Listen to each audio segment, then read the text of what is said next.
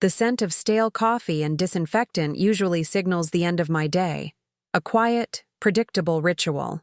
I'm wiping down the last table in the Velvet Spoon, a small, discreet bistro that closes its doors to the public long before midnight.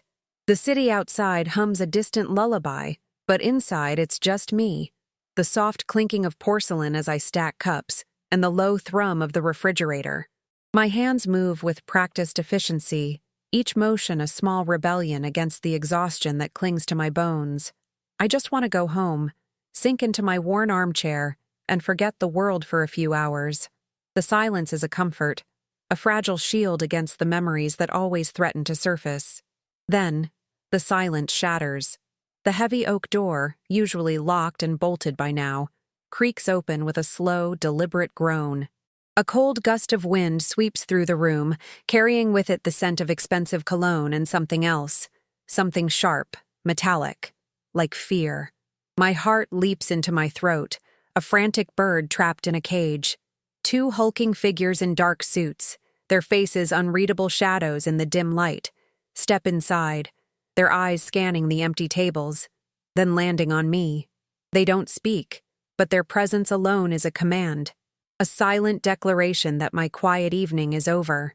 Behind them, a third man emerges from the darkness, his silhouette framed by the streetlights outside. He's impeccably dressed, his posture radiating an authority that chills me to the bone. His gaze, when it finally finds mine, is like ice, dissecting me with an unnerving precision. He steps further into the room, and the door clicks shut behind him, sealing us in. I grip the damp cloth in my hand, my knuckles white, a silent scream building in my chest. He moves with a predatory grace, his eyes never leaving mine, and I know, with a sickening certainty, that he sees more than just a cleaner.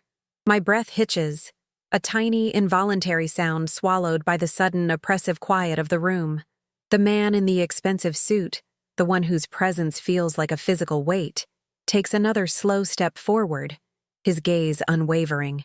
It's a look I've seen before, in the periphery of my past.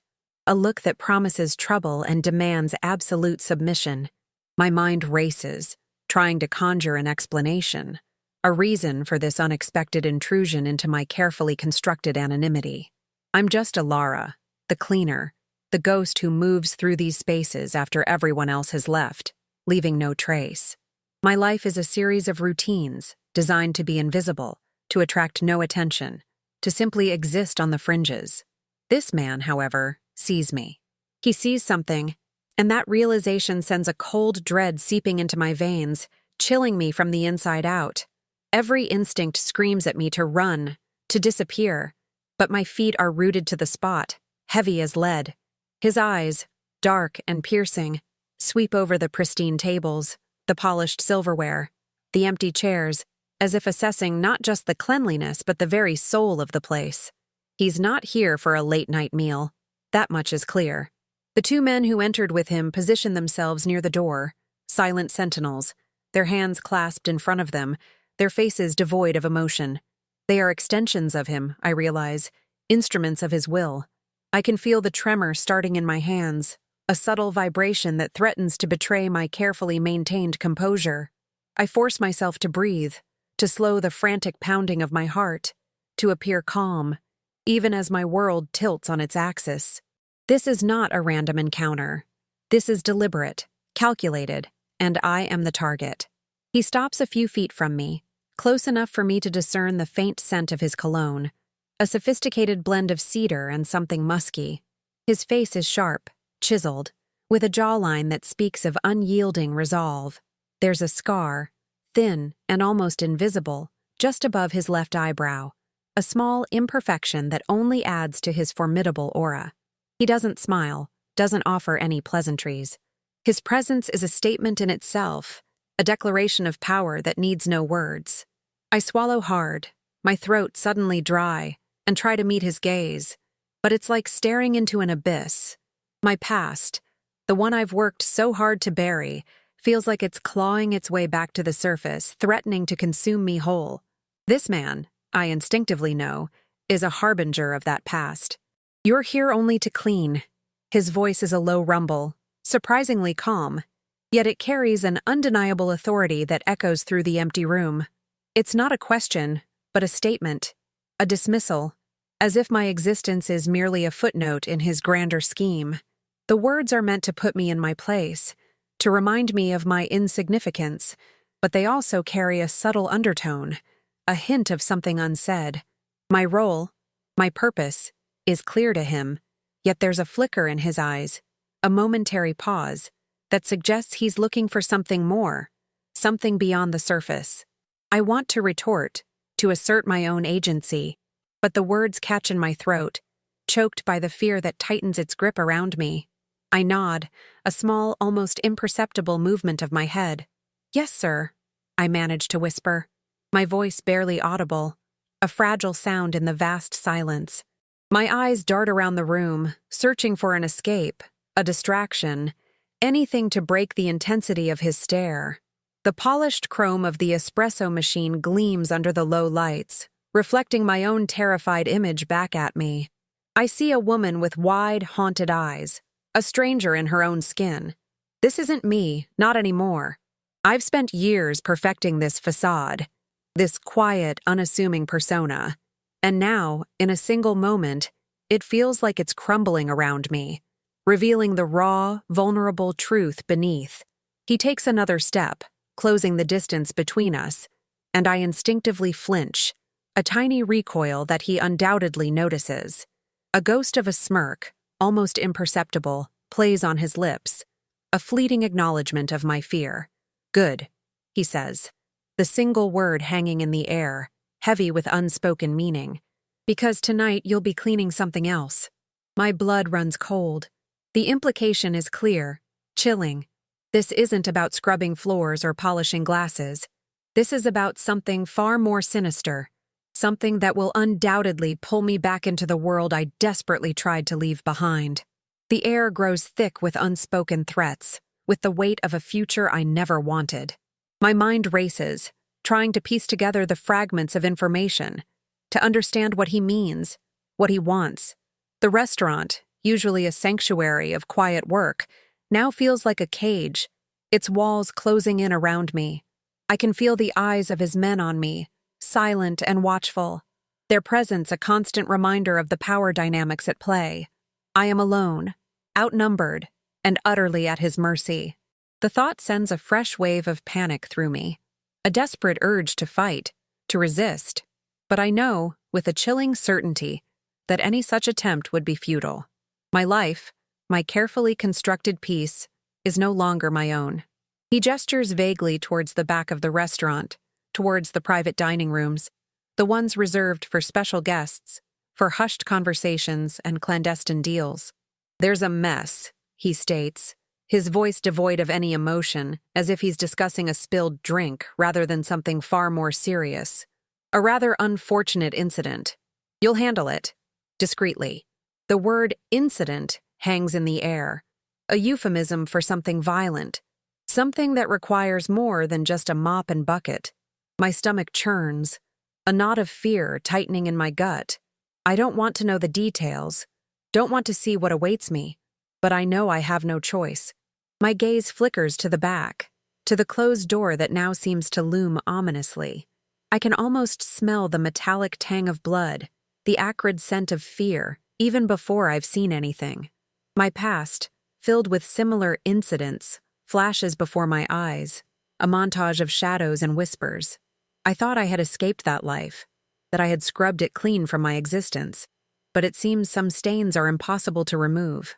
This man, this cold, calculating figure, is dragging me back into the darkness, into the very heart of the nightmare I've spent years trying to forget. The weight of his expectation, his silent command, presses down on me, suffocating me. I don't understand, I stammer, the lie tasting bitter on my tongue. I understand perfectly, but I need to buy time, to feign ignorance, to find a way out. My mind is a whirlwind of desperate plans, each one more futile than the last. The men by the door shift slightly, a subtle movement that reminds me of their unwavering vigilance. There is no escape, not here, not now.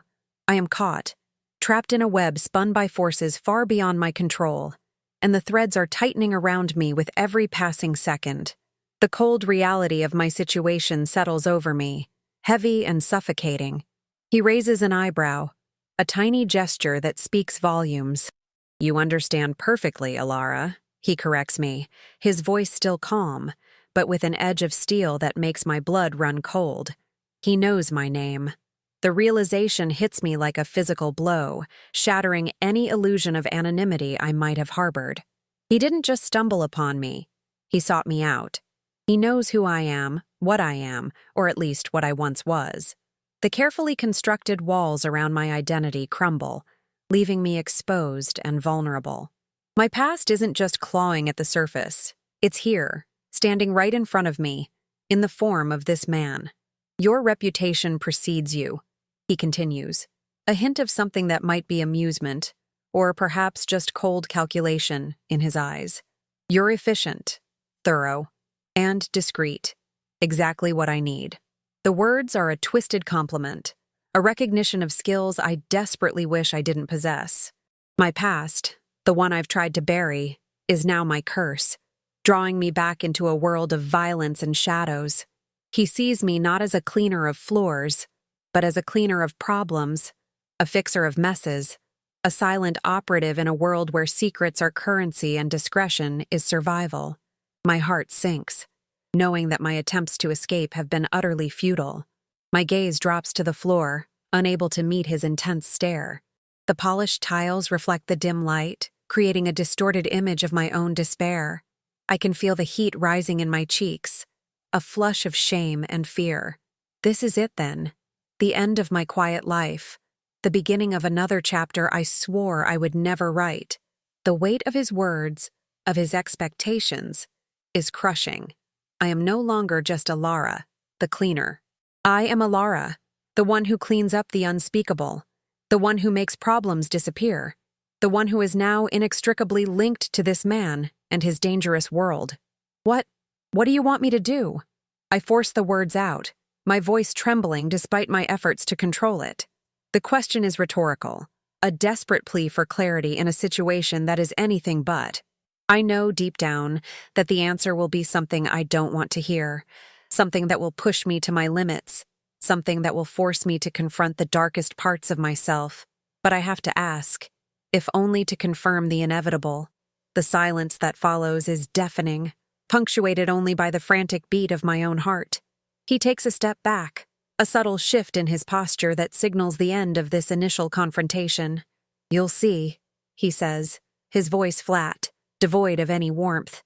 "Just follow my men. They'll show you the way." The command is absolute, leaving no room for argument or refusal. My fate is sealed, at least for tonight. I glance at the two silent figures by the door, their faces still impassive, their eyes fixed on me. They are waiting, ready to escort me into the unknown, into the darkness that awaits in the back rooms of this seemingly innocuous restaurant. My stomach clenches, a cold knot of dread tightening with every beat of my heart. As I turn, my movements stiff and reluctant, I can feel his gaze still on my back, a burning sensation that prickles my skin. It's not just a look of assessment, it's a look of possession, a silent claim. He has me, and he knows it. The quiet life I built, brick by painful brick, is crumbling, and I am being dragged back into the shadows, into the world of secrets and violence I swore I'd left behind. The restaurant, once a place of mundane routine, has become a threshold, a gateway to a nightmare I never thought I'd revisit. My future, once a blank canvas, is now painted in shades of fear and uncertainty. The two men, silent as specters, lead me through the dimly lit corridors of the restaurant, past the bustling kitchen, now eerily quiet, its stainless steel surfaces reflecting the faint glow of emergency lights. Each step I take feels heavy, laden with an unspoken dread. My senses are heightened, every creak of the floorboards, every distant hum of machinery, amplified into a symphony of unease. I try to keep my breathing even, to project an air of calm I'm far from feeling, but inside, a storm rages. My mind is a frantic kaleidoscope of memories, of past horrors, of the life I'd meticulously buried beneath layers of mundane routine. This path, this journey into the unknown, feels terrifyingly familiar. We reach a heavy, unmarked door at the very end of the corridor, a door that blends seamlessly with the dark wood paneling, almost invisible to the casual observer. One of the men, without a word, produces a key card and swipes it, the soft electronic click echoing loudly in the silence. The door swings inward with a low groan, revealing a cavernous space beyond. The air that spills out is cold, metallic, and carries a faint, sickening odor that instantly triggers a primal alarm within me. My stomach lurches, and I have to clench my jaw to prevent myself from gagging. This is it, the mess he spoke of, and I already know, with a chilling certainty, that it's far worse than anything I could have imagined. The room is a private dining area, but it's been transformed into a scene of utter chaos. Chairs are overturned, a heavy mahogany table is askew, and shards of broken glass glitter ominously on the plush carpet. But it's not the disarray that makes my blood run cold. It's the dark, viscous stains that mar the pristine white tablecloth, the streaks of crimson that paint the wall like a grotesque piece of modern art. My eyes widen, taking in the full horror of the scene. This isn't just a mess. This is a brutal, violent act, a testament to the raw, unforgiving nature of the world I thought I had escaped. My breath catches in my throat, a silent gasp of terror. My gaze is drawn to a figure slumped against the far wall, partially obscured by an overturned armchair. Even from this distance, I can see the unnatural angle of his head, the dark pool spreading beneath him. He's a man, dressed in what looks like an expensive suit, but now it's torn and stained, his face pale and lifeless. A single dark hole mars his temple, a stark, brutal punctuation mark to his existence. My eyes linger on him for a moment, a wave of nausea washing over me, before I force myself to look away. This is not a scene for the faint of heart, and I am acutely aware that I am being tested, pushed to my limits. The cold boss, who had followed us in, steps past me, his eyes scanning the room with a detached, almost clinical assessment. He doesn't flinch, doesn't show any sign of revulsion or surprise.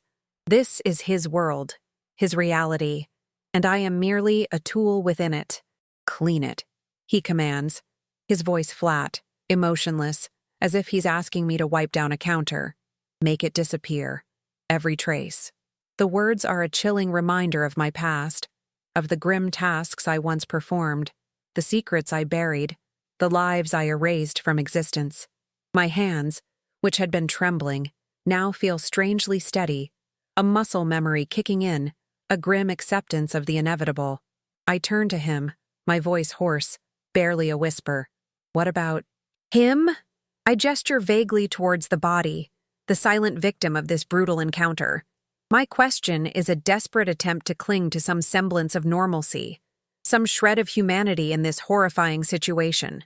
I know the answer, of course, but I need to hear it, to confirm the depths of the depravity I'm being asked to participate in. The air in the room feels heavy, suffocating, thick with the scent of blood and fear, and the unspoken weight of the boss's expectations. My heart pounds a frantic rhythm against my ribs, a drumbeat of terror. He glances at the body, a fleeting, dismissive look. He'll be handled, he states, his voice still devoid of emotion. Your concern is the room, the evidence, the story. His words are a stark reminder that I am not here to mourn or to question, but to execute.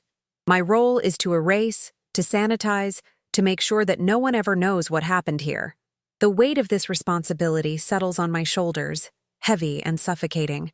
I am no longer just a cleaner. I am an accomplice, a silent participant in a world of violence and secrets, and the realization sends a fresh wave of despair through me.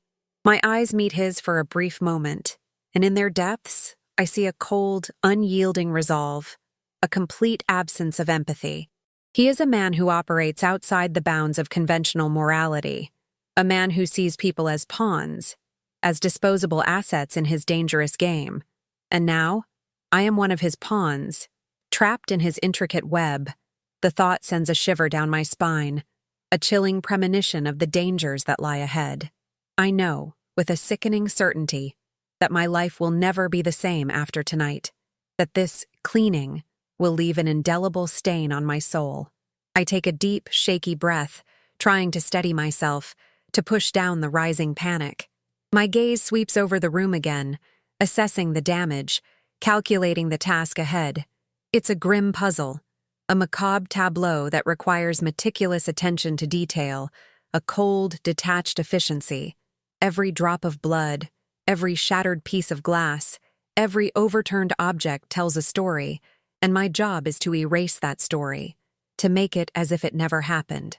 The sheer magnitude of the task is overwhelming, but I know, with a grim determination, that I have no choice but to proceed. "I'll need supplies," I say, my voice surprisingly steady, a flicker of my old self, the one who faced danger with a grim resolve, emerging from the depths of my fear. The words are a practical request, a small assertion of control in a situation where I have none. I need to focus on the task, to compartmentalize the horror, to become the efficient, discreet operative he expects me to be. It's a survival mechanism, a way to cope with the unspeakable, to distance myself from the grim reality of the situation. My mind, once clouded with panic, now begins to sharpen, focusing on the immediate steps. One of his men, the larger of the two, nods almost imperceptibly and disappears back down the corridor. He returns moments later, pushing a cart laden with various cleaning supplies, industrial-strength disinfectants, heavy-duty rags, plastic sheeting, and a large empty bin.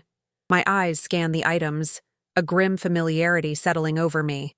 These are the tools of my past, the instruments of erasure, and seeing them again sends a fresh wave of nausea through me.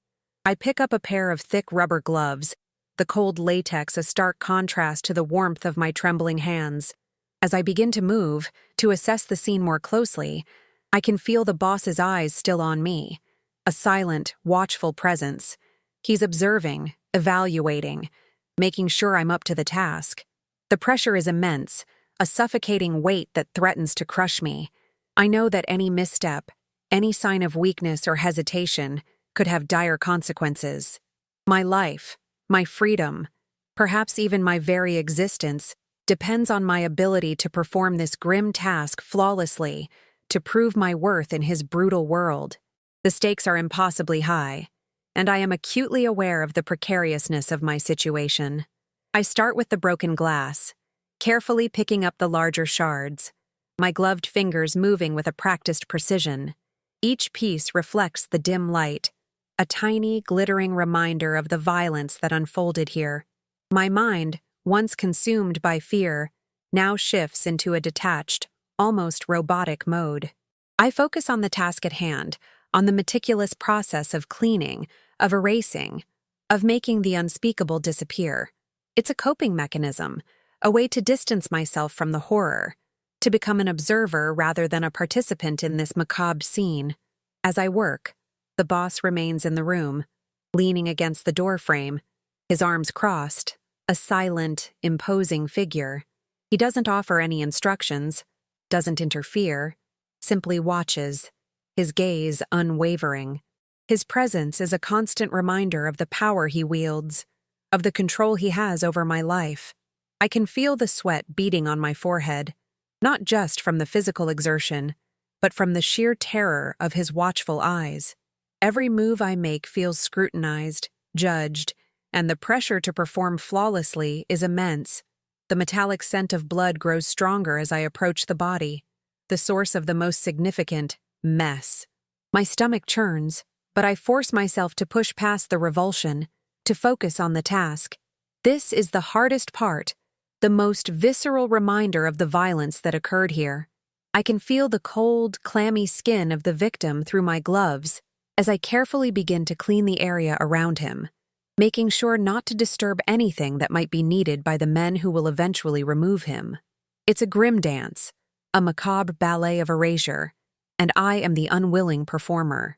As I lean over, my back to the boss, my movements precise and deliberate, I can feel a sudden shift in the atmosphere, a subtle change in the air. The silence, which had been heavy and oppressive, now feels charged, expectant. I don't know why, but a prickle of unease crawls up my spine, a premonition of something unexpected. My hands pause for a fraction of a second, my senses on high alert, even as I continue my grim work. I can feel his gaze, no longer just watchful, but intense, focused, almost burning into my back. A new kind of dread begins to bloom in my chest, a chilling certainty that something has changed. The air in the room thickens, heavy with an unspoken tension that makes my skin prickle. I continue my work, meticulously wiping away the crimson stains, but every fiber of my being is screaming, alert to the shift in the boss's demeanor. His gaze, which had been a cold, detached assessment, now feels like a physical touch, a burning presence on my back. My muscles tense, anticipating something, though I don't know what. The rhythmic swipe of my cloth against the polished floor becomes a frantic drumbeat in my ears, mirroring the frantic pounding of my heart. I try to ignore it, to focus on the task, but the feeling of being intensely scrutinized is overwhelming, suffocating. Then, his voice, a low, guttural sound that cuts through the silence like a knife. Turn around. It's not a request, it's an order, absolute and unyielding. My hands freeze, still clutching the blood-soaked rag. A jolt of pure terror shoots through me, paralyzing me for a moment. I know, instinctively, that this is not about the cleaning anymore. This is about me, my past. The one I've fought so hard to conceal feels like it's about to be ripped open, exposed for all to see. The cold dread that had been a constant companion now intensifies, tightening its icy grip around my chest, making it hard to breathe. My heart pounds against my ribs, a frantic bird trapped in a cage. I hesitate, a split second of defiance, a desperate attempt to cling to the last vestiges of my anonymity. But the weight of his command is too great, too powerful to ignore. Slowly, reluctantly, I straighten up, my back aching, and turn to face him.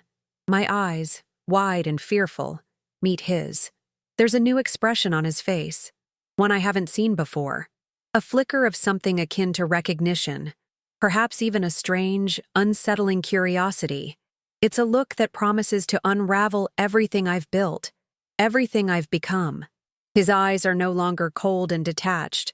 They are fixed on my back, specifically on the area between my shoulder blades, where the thin fabric of my work uniform stretches taut.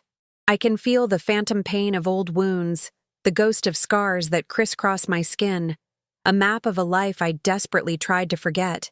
He sees them, I realize with a sickening certainty, even through the fabric. The realization sends a fresh wave of panic through me, a desperate urge to cover myself, to hide the physical manifestations of my past.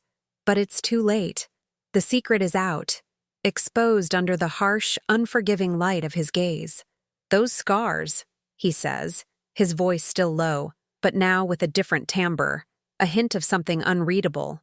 They tell a story, don't they, Alara? It's not a question. It's a statement, a confirmation of his knowledge, his understanding. My carefully constructed facade shatters, crumbling around me like fragile glass. He doesn't just see a cleaner, he sees a survivor, a veteran of a different kind of war, a woman marked by a past that mirrors his own brutal world.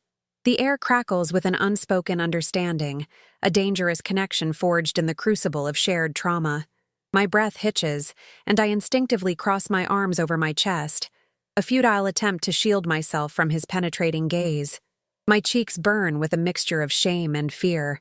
I've spent years hiding these marks, these silent witnesses to a life of pain and violence. They are my deepest secret, the physical embodiment of everything I've tried to outrun. And now, this man, this cold, powerful figure, has seen them, has recognized their meaning, and in doing so, has stripped away my last layer of defense. I feel utterly exposed, vulnerable, and terrified. He takes another step closer, his eyes still fixed on my back, a strange intensity in their depths. I know those marks, he continues, his voice a low murmur, almost a whisper. I've seen them before, on others like us.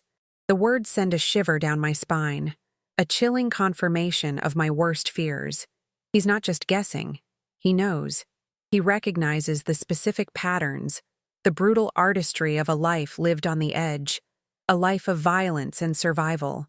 He sees the echoes of his own world in the landscape of my skin, and that recognition is both terrifying and strangely, unsettlingly intimate. My mind races, trying to process this new development, this unexpected turn of events. He's not just a boss, a man who orders me to clean. He's someone who understands, someone who recognizes the language of pain etched onto my skin. This changes everything. The power dynamic shifts, subtly, but undeniably. I am no longer just a disposable cleaner. I am someone with a shared history, a shared understanding, a potential asset in his dangerous game. The thought sends a fresh wave of fear through me, a chilling realization of the new dangers that now await me. "Who are you?" I manage to whisper, the question raw and desperate, my voice barely audible. It's a futile question, I know, but I need to understand, to grasp the full extent of his knowledge, his connection to my past. The silence that follows is heavy, pregnant with unspoken answers. He doesn't need to tell me his name, his presence, his words, his recognition of my scars, all speak volumes. He is a man who moves in the shadows, a man who understands the brutal realities of a world I thought I had left behind. He finally tears his gaze from my back, his eyes meeting mine, and in their depths, I see a flicker of something I can't quite decipher, a hint of respect perhaps, or a predatory interest. "Someone who understands," he replies, his voice still low, but now with an undeniable edge of authority. "Someone who knows what you've been through, and someone who knows what you're capable of." The words are a chilling validation of my past, a recognition of skills I desperately wish I didn't possess. He sees the survivor in me, the fighter, the one who can navigate the darkness. "You're not just a cleaner, Alara," he states, his voice firm, leaving no room for argument. "You're a survivor, and that makes you valuable." The words are a double-edged sword, a compliment that feels like a curse. My past, the one I've tried so hard to bury, is now my currency, my entry ticket into a world I desperately tried to escape. He's not just asking me to clean a room, he's asking me to clean up his problems, to become an integral part of his dangerous operations. The realization sends a fresh wave of despair through me, a chilling certainty that my life will never be my own again. My gaze drops to the floor, unable to meet his intense stare. The weight of his words, of his expectations is crushing. I am no longer just Alara, the cleaner. I am Alara, the one who cleans up the unspeakable, the one who makes problems disappear, the one who is now inextricably linked to this man and his dangerous world. The quiet life I built, brick by painful brick, is crumbling, and I am being dragged back into the shadows, into the world of secrets and violence I swore I'd left behind. The restaurant, once a place of mundane routine, has become a threshold, a gateway to a nightmare I never thought I'd revisit. He takes another step closer, his hand reaching out, and I flinch, bracing myself for a touch I don't want. But his hand stops short, hovering inches from my shoulder, a silent acknowledgement of my fear, my reluctance. "You have a choice, Alara," he says, his voice softer now, almost persuasive, but with an underlying threat that makes my blood run cold. "You can continue to scrub floors, or you can use your talents for something more meaningful. For me." The words are a twisted offer, a false choice that offers no real escape. My mind races, trying to weigh the options, to find a loophole, a way out. But there is none. I am trapped, caught between a past I cannot escape and a future I desperately fear. The cold reality of my situation settles over me, heavy and suffocating. He has seen my scars, recognized my past, and now he holds all the cards. My life, my freedom, perhaps even my very existence, depends on my ability to navigate this dangerous new path, to prove my worth in his brutal world. The stakes are impossibly high, and I am acutely aware of the precariousness of my situation. "What do you want me to do?" I ask again, my voice barely a whisper, a surrender disguised as a question. The words are a bitter taste on my tongue, a concession to a fate I never wanted.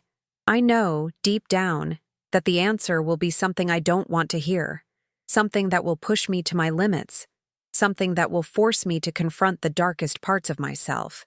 But I have to ask, if only to confirm the inevitable.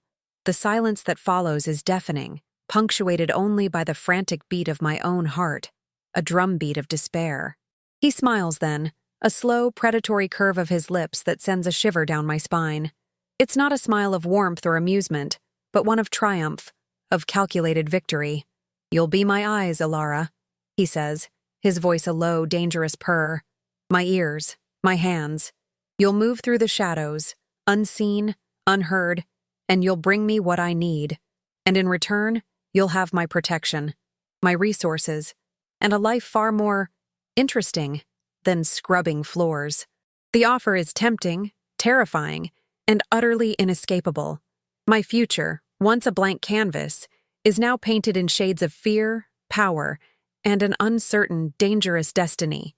The weight of his words settles over me, heavy and suffocating, a cloak of inevitability.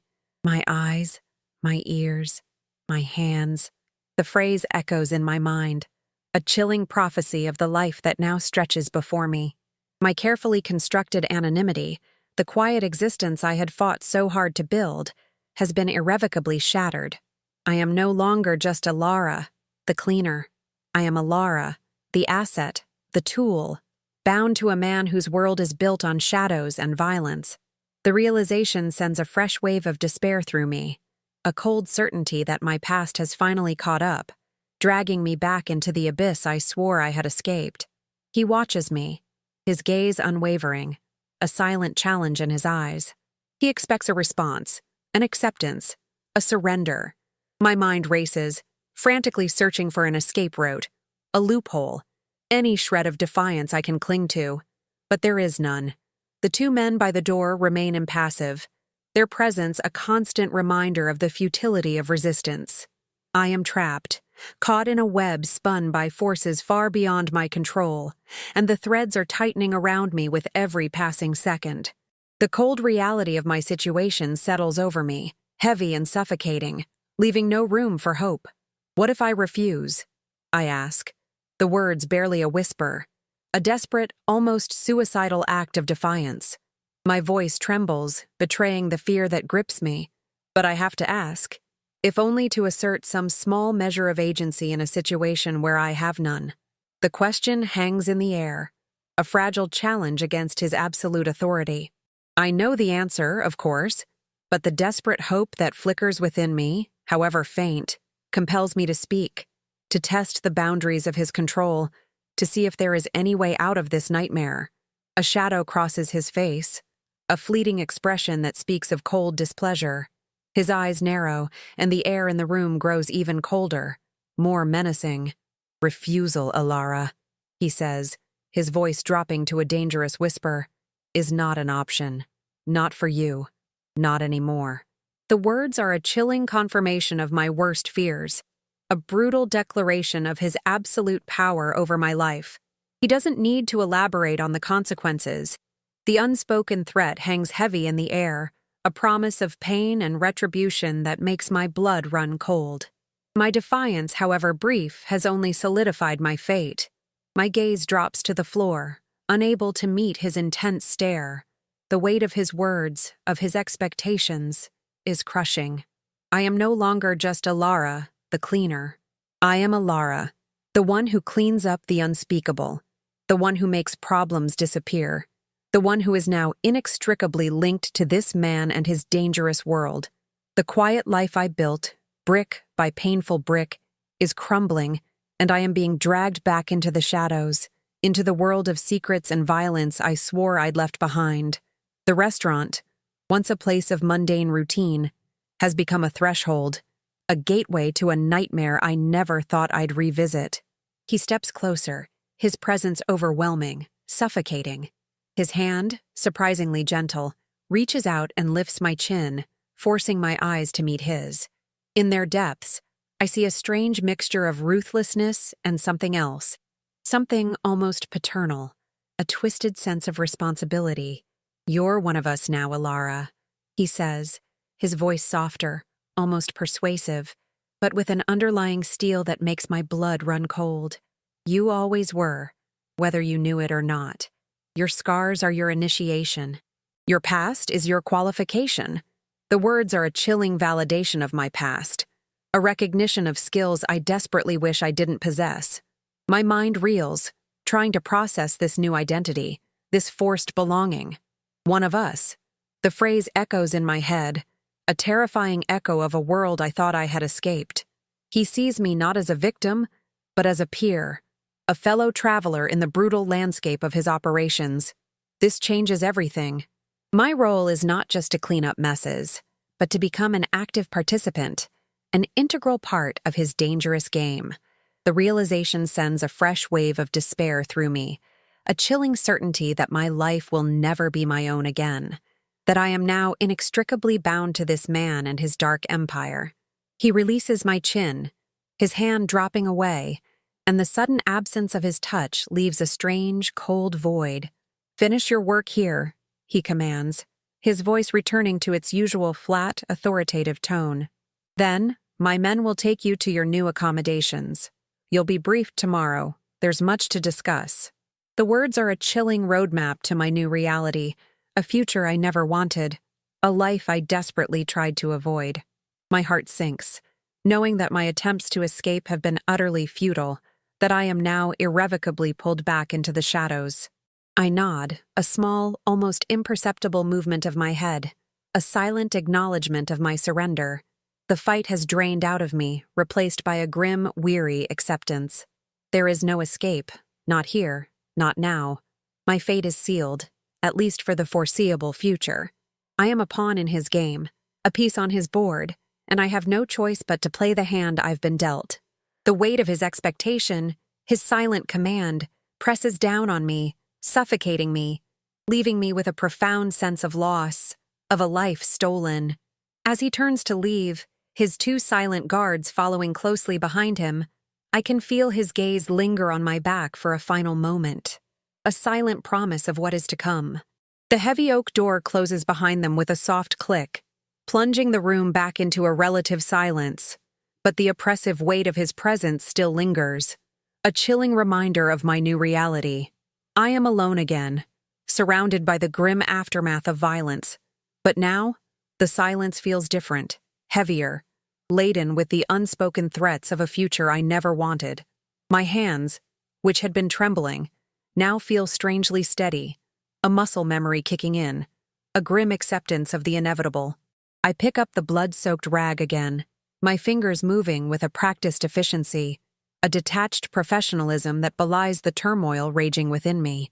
The metallic scent of blood, which had once made my stomach churn, now feels strangely familiar, a grim comfort in its predictability. I am back in my element, back in the shadows, performing the grim tasks that define my existence. As I meticulously clean the room, erasing every trace of the violence that occurred here, my mind begins to process the implications of his words, of his offer. Protection, resources, a life more interesting. The promises are tempting, terrifying, and utterly inescapable. He offers a different kind of freedom, a dangerous autonomy within the confines of his world. It's not the quiet life I craved, but it's a life, nonetheless, a chance to survive, to perhaps even thrive, in a world where survival is a constant battle. The image of my scars exposed under his gaze flashes in my mind. They are not just marks of pain. They are badges of survival, symbols of a strength I never knew I possessed. He saw that strength, recognized it, and now he intends to harness it for his own purposes. The thought is both terrifying and strangely empowering. I am not just a victim.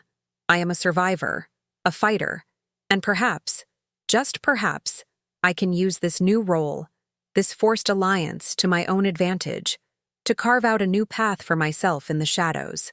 The room slowly begins to transform under my hands, the stains disappearing, the chaos receding, replaced by an eerie semblance of order. It's a grim magic, this ability to erase, to make the unspeakable disappear. But even as the physical traces of violence vanish, the emotional scars remain. etched deep within my soul. This night, this encounter, has changed me irrevocably, pulling me back into a world I desperately tried to escape, a world where my scars are not just marks of pain, but symbols of a dangerous power. As I finish the last of the cleaning, wiping down the last surface, my reflection stares back at me from the polished tabletop. I see a woman with haunted eyes, a stranger in her own skin, but there's also a flicker of something new, something resilient, something dangerous. The quiet cleaner is gone, replaced by a survivor, a pawn in a dangerous game, but a pawn with her own hidden strengths, her own unspoken agenda. The future is uncertain, fraught with danger, but for the first time in a long time, I feel a strange sense of purpose, a grim determination to navigate this new reality. The restaurant, once a sanctuary of quiet work, now feels like a cage, its walls closing in around me, but it's also a threshold, a gateway to a new, dangerous chapter of my life. The cold boss has seen my scars, recognized my past, and in doing so, has opened a door to a world I never wanted to revisit. But perhaps, just perhaps this time, I can walk through that door not as a victim, but as a player, a silent operative in a world where secrets are currency and survival is the ultimate prize.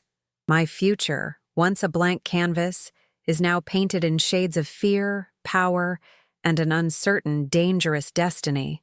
The drive to my new accommodations is a blur of darkened streets and hushed whispers from the two silent men in the front. The SUV, sleek and black, glides through the night, a phantom vehicle carrying me away from everything I knew, everything I thought I was. My mind is a whirlwind of emotions, fear, resignation, a strange, unsettling flicker of curiosity. I watch the city lights recede in the rearview mirror, a final farewell to the life I've lost, to the quiet anonymity that was once my sanctuary. The silence in the car is heavy, punctuated only by the soft hum of the engine and the frantic pounding of my own heart, a drumbeat of uncertainty. We arrive at a secluded estate, hidden behind tall, wrought-iron gates and a dense curtain of trees. It's a modern mansion, all sharp angles and gleaming glass, bathed in the cool, artificial glow of strategically placed uplights. Security cameras, almost invisible, dot the perimeter, their red eyes blinking silently in the darkness. This isn't a home. It's a fortress, a gilded cage designed for both protection and surveillance. The air here is different, crisp and cold, carrying the faint scent of pine and something else, something metallic and sterile, like a secret laboratory. This is where I will live now, a prisoner of luxury, a pawn in a game I barely understand. My new room is spacious, opulent, and utterly impersonal. A king-sized bed with crisp, white sheets dominates the center, flanked by minimalist furniture and abstract art. There's a large window overlooking a manicured garden, but the glass is thick, soundproof, a barrier between me and the outside world. I walk to it, pressing my palm against the cool surface, feeling the weight of my isolation. Every corner of this room, I realize, is probably monitored, every sound recorded, every movement observed. My privacy, once a fiercely guarded treasure, has been stripped away, replaced by a constant, unsettling awareness of unseen eyes. The next morning, the briefing begins. The cold boss, whose name I still don't know, sits across from me in a stark, minimalist office, his face impassive, his eyes sharp and analytical. He lays out my new role with chilling precision. I am to be his information specialist, a ghost in the machine, tasked with gathering intelligence, observing targets, and subtly manipulating situations. My past skills, the ones I honed in the shadows, are now to be deployed for his network, for his intricate web of power and control. He speaks of strategic placements and sensitive data, words that cloak the true nature of the work in a veneer of corporate legitimacy. My tasks are varied, ranging from infiltrating high-stakes social events to monitoring discreet meetings in dimly lit cafes. I am given a new identity, a carefully crafted backstory, and a wardrobe of elegant, understated clothes that make me blend seamlessly into the world of the elite. I learn to navigate encrypted networks, to decipher coded messages, to read the subtle cues in body language that betray hidden intentions. It's a dangerous dance, a constant tightrope walk between discovery and success, and every assignment pushes me further into the moral gray areas I once swore to avoid. The moral dilemmas are constant, a relentless assault on the fragile remnants of my conscience. I am asked to gather information that could ruin lives, to plant seeds of doubt that could shatter alliances, to observe betrayals without intervention. Each task chips away at my soul, leaving behind a growing emptiness, a chilling detachment. I justify it by telling myself I have no choice, that survival demands these compromises, but the whispers of my old self, the one who believed in right and wrong, grow fainter with each passing day. The line between who I am and who I pretend to be blurs, threatening to erase the woman I once was. One evening, I find myself in a crowded art gallery, a glass of champagne in hand, my eyes scanning the room for my target, a prominent businessman suspected of leaking sensitive information. My new identity, Eleanor Vance, feels almost real, a second skin I wear with practiced ease.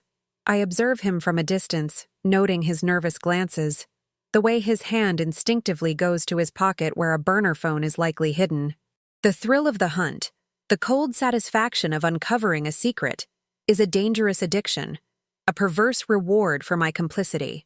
The tension is a constant companion, a knot in my stomach that never truly loosens. Every conversation is a potential trap, every glance a possible threat. I learn to anticipate danger, to read the subtle shifts in atmosphere that signal an impending crisis. My senses are always on high alert, my mind constantly calculating risks, weighing options, planning escape routes. The world I inhabit is a minefield of hidden agendas and unspoken threats, and I am forced to navigate it with a precision that leaves no room for error, no space for vulnerability. Through my assignments, I begin to piece together the vastness of the boss's network, a sprawling empire built on information, influence, and intimidation. He controls politicians, manipulates markets, and silences dissent with an efficiency that is both terrifying and awe-inspiring.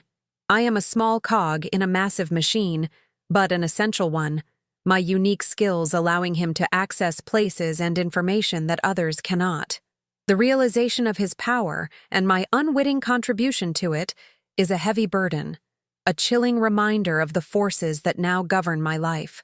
I often find myself staring out the soundproof window of my opulent prison, watching the stars, and reflecting on the stark contrast between my past and present.